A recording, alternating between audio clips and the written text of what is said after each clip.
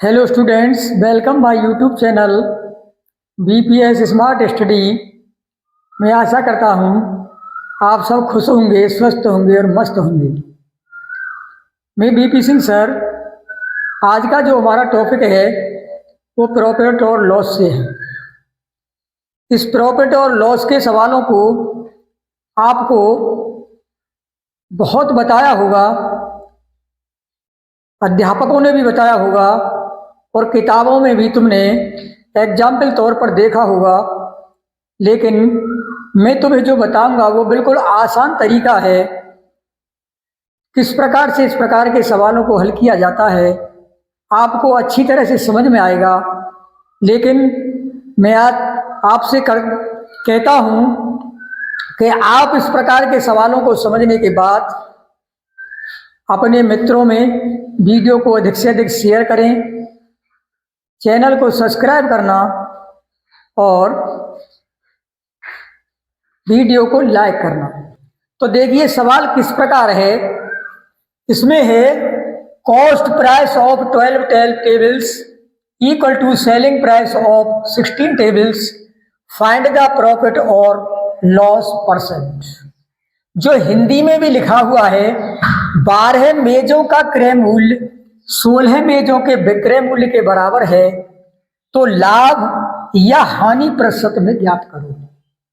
इस प्रकार के सवालों में लाभ और हानि किस प्रकार से परसेंट में निकाला जाता है मैं तुम्हें बताऊंगा।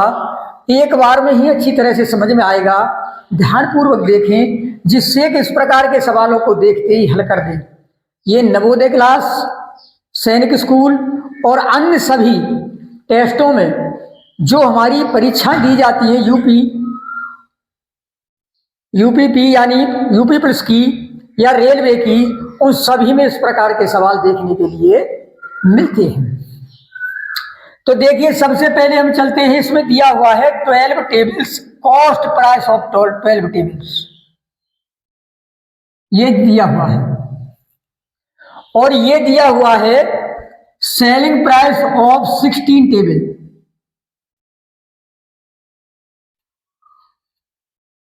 यानी 12 मेजों का जो मूल्य है वो 16 मेजों के विक्रय मूल्य के बराबर है। तो ये 12 मेजों का जो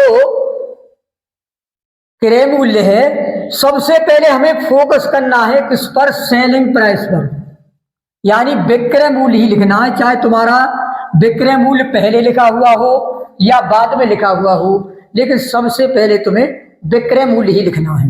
देखिए ये है कॉस्ट प्राइस और यहां लिखना है सेलिंग प्राइस। लेकिन मैंने तुम्हें बताया सबसे पहले जो तुम्हें फोकस करना है वो विक्रय मूल्य पर करना है। तो यहां लिखनी है हमको सेलिंग प्राइस और यहां लिखनी है हमको कॉस्ट प्राइस। यानी इस प्रकार से नहीं लिखना है, इस प्रकार से लिखना है। तो यहां लिखना है सेलिंग प्राइस 16 और यहां लिखना है 12। इसका मतलब है कि 16 मेज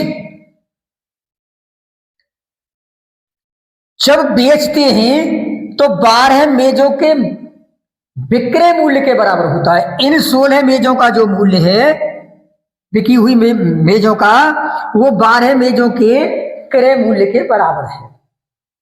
तो ये देखिए इसमें से जब हम 16 मेजों को बेचते हैं तो 12 मेजों के क्रय मूल्य के बराबर होता है। यानी 12 मेज 16 मेजों के विक्रय मूल्य के बराबर है। तो कितने की कसर पड़ी? आज हमने 16 मेज बेची। आज हमने कितनी मेज बेची? 16। और उन 16 मेजों का जो पैसा हुआ उससे हम खरीदने के लिए अगले दिन गए, उससे हमारी 12 मेज ही प्राप्त हुई, तो हमको घाटा हुआ। तो घाटा कितने का हुआ? यहां लिखेंगे 16